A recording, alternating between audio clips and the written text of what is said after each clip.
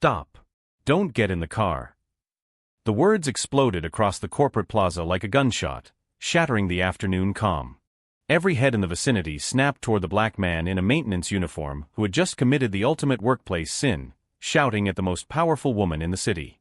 Security guards reached for their radios. Executives froze mid-conversation. The tension was so thick you could slice it with a knife. But in the next 15 seconds, everyone would discover why Adam Johnson's desperate warning wasn't just brave, it was the difference between life and death. The late afternoon sun blazed against the 40-story glass monument known as Metropolitan Financial Center, transforming its surface into a wall of liquid gold. Inside this temple of capitalism, billions of dollars changed hands every hour through conference calls and handshake deals. Executives in $1,000 suits glided across Italian marble floors, their leather briefcases containing contracts that could reshape entire industries overnight. This was a world where time equaled money, where every second mattered, and where the wrong decision could destroy careers in minutes. But moving silently through this universe of power and privilege was a man they barely noticed, a black janitor whose presence had become as invisible as the air they breathed. His name was Adam Johnson, and while his navy blue uniform marked him as part of the service class, his observant dark eyes missed absolutely nothing. At 38 years old, Adam carried himself with quiet dignity despite the weight of enormous responsibility pressing down on his broad shoulders. 3 years earlier, Adam's world had shattered when his wife Sarah lost her battle with cancer. In a single devastating moment, he became the sole provider and caretaker for 2 young children who needed him now more than ever. 10-year-old Maya had inherited her mother's brilliant mind and stubborn determination, while 8-year-old Isaiah possessed an infectious laugh that could light up their tiny apartment even on the darkest days. These 2 beautiful souls were Adam's entire universe, the reason he dragged himself out of bed at 4:30 every morning despite bone-deep exhaustion. The alarm clock's harsh buzzing never failed to jolt Adam from whatever restless sleep he'd managed to find. Their cramped 2-bedroom apartment on the city's south side wasn't much, but it was home. The walls were thin enough to hear their elderly neighbor's television, and the radiator clanged like a percussion orchestra throughout the winter months. But Adam had made it warm and loving through sheer force of will, decorating Maya's walls with her honor roll certificates and Isaiah's colorful drawings. Every morning followed the same carefully orchestrated routine. Adam would tiptoe into the children's shared bedroom, gently shaking them awake while whispering encouragement about the day ahead. He'd prepare their breakfast with military precision, scrambled eggs, buttered toast, and fresh fruit when the grocery budget allowed. Maya's lunchbox always contained a handwritten note with math problems or vocabulary words, while Isaiah's featured silly jokes and cartoon doodles that made the boy giggle. The commute to Metropolitan Financial Center required 2 city buses and nearly 90 minutes of travel time. Adam used those quiet moments to study online courses on his cracked smartphone, determined to eventually provide better opportunities for his family.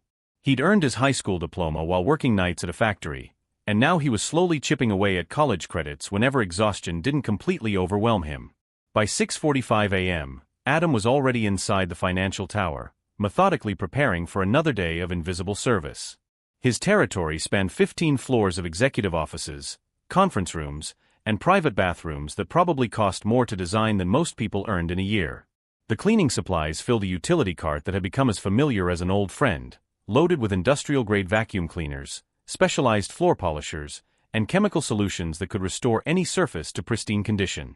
The executives began arriving in waves around 7:30 a.m., emerging from sleek black cars and private elevators like an invasion force of ambition and expensive cologne. They moved with purpose that bordered on aggression, their phone conversations peppered with terms like acquisition, hostile takeover, and market manipulation. Adam learned to time his work around their schedules, becoming a master of strategic invisibility. But invisibility came with unexpected advantages. When people don't acknowledge your presence, they forget to guard their conversations.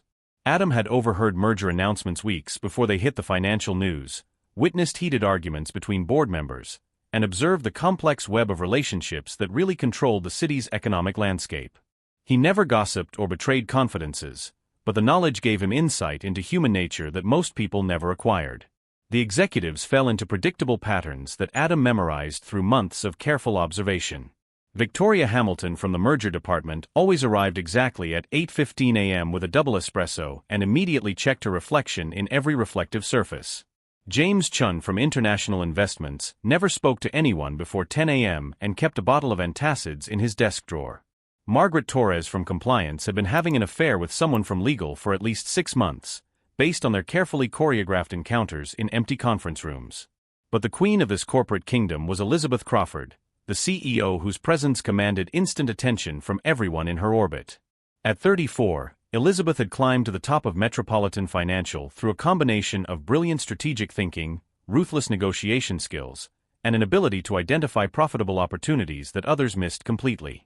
She managed a portfolio worth $12 billion and made decisions that affected thousands of jobs across multiple industries. Elizabeth's daily routine was precisely calibrated and fiercely protected by her assistant Margaret Chun, a sharp-eyed woman who screened every phone call and scheduled every meeting with military precision. Elizabeth arrived each morning at exactly 8 a.m. in her signature black BMW, driven by her longtime chauffeur Robert Washington, a dignified black man in his 60s who had been with the company for over 20 years. Robert always greeted Adam with a respectful nod and sometimes shared updates about his grandchildren's academic achievements. The morning of the incident started exactly like thousands of others. Adam arrived early to complete the weekend deep cleaning tasks that couldn't be finished during regular business hours. The building's silence felt almost sacred in those pre-dawn hours, broken only by the gentle hum of climate control systems and the distant rumble of street cleaning trucks outside. Adam moved through the executive floors with practiced efficiency, restoring each space to magazine-perfect condition before the day's chaos began. Around 10 a.m., Adam noticed unusual activity in the parking garage's security monitoring station. 3 unfamiliar men in cheap suits were asking detailed questions about vehicle access protocols and executive parking assignments. Their questions seemed too specific for casual visitors, and something about their body language triggered Adam's street-smart instincts. Growing up in one of the city's roughest neighborhoods had taught him to recognize when people were planning something they shouldn't be planning.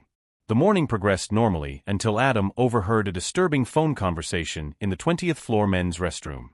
A man he didn't recognize was speaking in hushed, urgent tones about making sure she doesn't make it to the board meeting and sending a message that can't be ignored.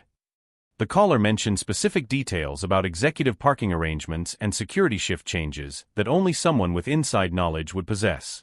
Adam's blood ran cold as he realized this conversation wasn't about business competition, it was about something far more dangerous. His military-trained father had always taught him to trust his instincts when something felt wrong, and every survival instinct he possessed was now screaming warnings. But who would believe a janitor's suspicions about overheard conversations and mysterious visitors? By noon, Adam had decided to discreetly monitor the executive parking area during his lunch break. He positioned himself near the plaza's fountain, pretending to eat his sandwich while keeping careful watch over the area where Elizabeth always parked her BMW. The autumn afternoon was unusually warm, drawing office workers outside to enjoy the sunshine, which provided perfect cover for Adam's surveillance. At 1:30 p.m., Adam spotted something that made his heart skip several beats. Robert Washington, Elizabeth's trusted driver, was nowhere to be seen near the BMW. Instead, a nervous-looking stranger in an ill-fitting chauffeur's uniform stood beside the vehicle, constantly checking his watch and scanning the surrounding area like someone expecting trouble. This man's behavior was completely wrong, too tense, too watchful, too obviously uncomfortable in clothes that didn't belong to him. Adam moved closer under the pretense of emptying nearby trash receptacles, his janitor's uniform providing perfect camouflage for his investigation. That's when he noticed the detail that turned suspicion into absolute certainty, a hair-thin wire threading out from beneath the driver's side door, barely visible against the car's dark paint. The wire disappeared underneath the vehicle, connected to something that definitely wasn't part of the manufacturer's original design. The pieces assembled in Adam's mind with terrifying clarity. The mysterious visitors asking about parking protocols. The overheard conversation about preventing Elizabeth from reaching her board meeting. The fake driver's nervous behavior. The suspicious wire attachment. This wasn't coincidence. This was a carefully planned assassination attempt. Adam's phone trembled in his hands as he considered calling security, but what proof did he have? Overheard conversations and suspicious observations wouldn't be enough to convince anyone to take immediate action. By the time he explained his concerns and security investigated, Elizabeth could already be dead. The fake driver kept checking his watch, suggesting whatever was planned would happen very soon. At 2:25 p.m., Elizabeth emerged from the executive elevator bank, moving with her characteristic brisk confidence across the marble lobby. She wore a charcoal gray business suit that probably cost more than Adam earned in 3 months, and her red heels clicked against the polished floor with the rhythm of absolute authority. She was heading directly toward the death trap waiting in the parking area, completely unaware that her next few decisions would determine whether she lived or died. Adam dropped the trash bag he'd been carrying and began moving toward the parking area, his heart pounding so hard he could feel it in his throat. The fake driver's posture tensed as Elizabeth approached, his hand moving toward something concealed inside his jacket. Whatever explosive device was attached to that car, it was probably designed to detonate the moment Elizabeth opened the door or started the engine. Time seemed to slow as Elizabeth walked closer to her BMW, her assistant trailing behind while reviewing the afternoon schedule from her tablet. The fake driver stepped forward to open the rear passenger door, maintaining his charade right up until the final moment. Elizabeth's hand reached toward the door handle, and Adam realized he had perhaps 3 seconds to prevent a murder. "Stop. Don't touch that door." The words exploded from Adam's throat with desperate urgency, cutting through the afternoon calm like an emergency siren. Every person in the plaza froze as if struck by lightning. Elizabeth's hand stopped mere inches from the door handle, her head whipping around to locate the source of the shout. Security guards immediately began converging on the area, their hands moving toward their radios and service weapons. The fake driver's face went white with panic, his carefully maintained composure cracking under the sudden attention. His hand moved toward his jacket, but 2 security guards were already flanking him, their training kicking in as they recognized potential danger. The entire plaza held its collective breath as the situation balanced on a knife's edge between resolution and catastrophe. "There's something wrong with your car," Adam continued, his voice carrying across the plaza with the authority of absolute conviction. "That wire underneath, it doesn't belong there." Elizabeth, startled but intelligent enough to recognize genuine terror when she heard it, stepped away from the vehicle. Her sharp business mind was already processing the implications of Adam's warning, connecting dots that painted a picture no CEO ever wanted to see. The fake driver made a desperate move toward his jacket, but security had him surrounded before he could complete whatever action he was planning. "Look underneath the driver's door," Adam said, pointing directly at the nearly invisible wire. "That's not factory equipment." Senior Security Chief Marcus Rodriguez immediately took command of the situation, his 20 years of military and police experience recognizing a credible threat when he saw one. He ordered the plaza evacuated while bomb disposal specialists were summoned, treating Adam's observation with the seriousness it deserved.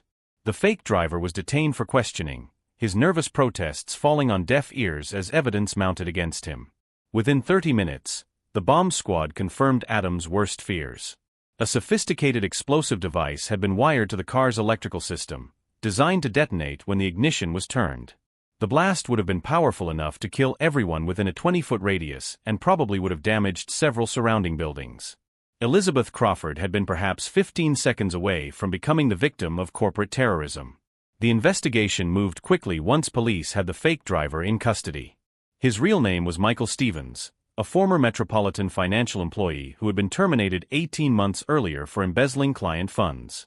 Stevens had spent his severance money on gambling debts and blamed Elizabeth personally for destroying his life. The bomb plot was his attempt at revenge, funded by selling insider information to competitors and planned with help from 2 accomplices who were arrested before midnight. The story exploded across local and national news networks within hours. "Janitor saves CEO's life" became the headline that led every newscast, complete with security footage showing Adam's desperate warning and Elizabeth's narrow escape from death. The video went viral on social media, racking up millions of views as people shared the story of an everyday hero whose quick thinking prevented tragedy. But the real transformation was only beginning. Elizabeth Crawford spent that evening in her penthouse apartment, staring out at the city lights while replaying the day's events in her mind. She had built her entire career on making calculated decisions based on available data, but Adam Johnson had saved her life through pure human intuition and moral courage. This black janitor, whom she had walked past hundreds of times without truly seeing, had noticed details that professional security had missed.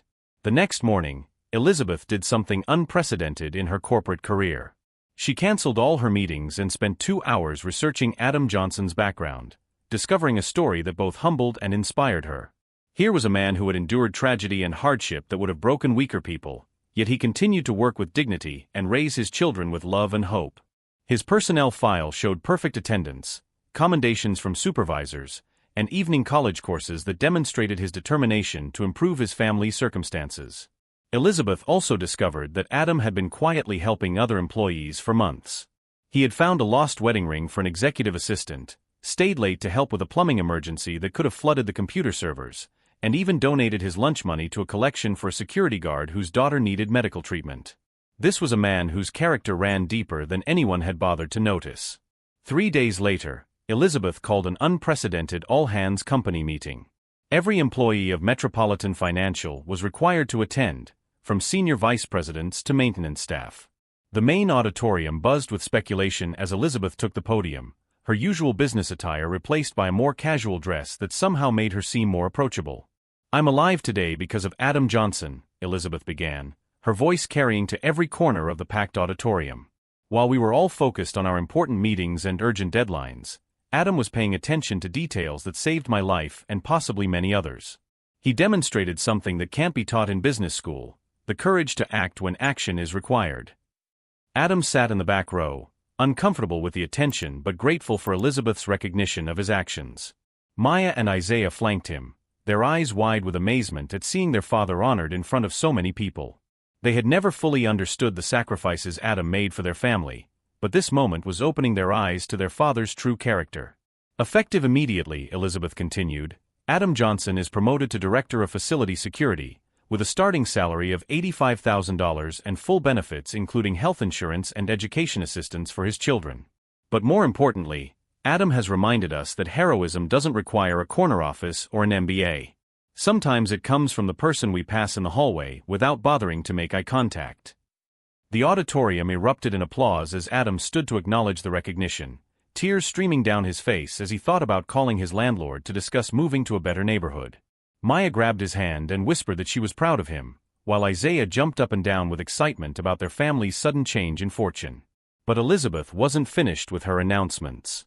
"I'm also establishing the Sarah Johnson Memorial Scholarship Fund," she said, naming it after Adam's late wife. "This fund will provide full college scholarships for children of Metropolitan Financial employees, starting with Maya and Isaiah Johnson. Education is the foundation of opportunity, and every child deserves the chance to build whatever future they can imagine." The applause grew even louder as employees realized they were witnessing something special, a moment when corporate power was used to recognize moral courage and human dignity. Several executives who had never acknowledged Adam's existence were now standing and applauding, perhaps recognizing their own failures of attention and empathy. Over the following weeks, the story of Adam's heroism continued to resonate throughout the business community and beyond. Metropolitan Financial stock price actually increased as investors reacted positively to Elizabeth's leadership during the crisis and her recognition of employee value. Other companies began re-evaluating their relationships with service workers, realizing that these invisible employees often possess the most comprehensive knowledge of daily operations. Adam adapted to his new role with characteristic dignity and competence. His years of observing human behavior and understanding building operations made him exceptionally qualified for security work, and his natural empathy helped him build relationships with employees at every level. He implemented new protocols that emphasized human observation over technological surveillance, training security personnel to notice behavioral anomalies and trust their instincts. 6 months later, Maya and Isaiah were thriving in their new schools, their academic potential finally supported by resources that Adam could never have provided alone. Maya's science fair project on renewable energy won first place at the district level, while Isaiah's reading scores jumped 2 grade levels with the help of tutoring that the scholarship fund provided. Adam moved his family to a 3-bedroom house in a safe neighborhood with good schools and a backyard where Isaiah could practice basketball and Maya could conduct her science experiments. The house had a small garden where Adam planted vegetables, remembering how his grandmother had grown tomatoes and collard greens behind their apartment building when he was a child. The changes extended far beyond Adam's family.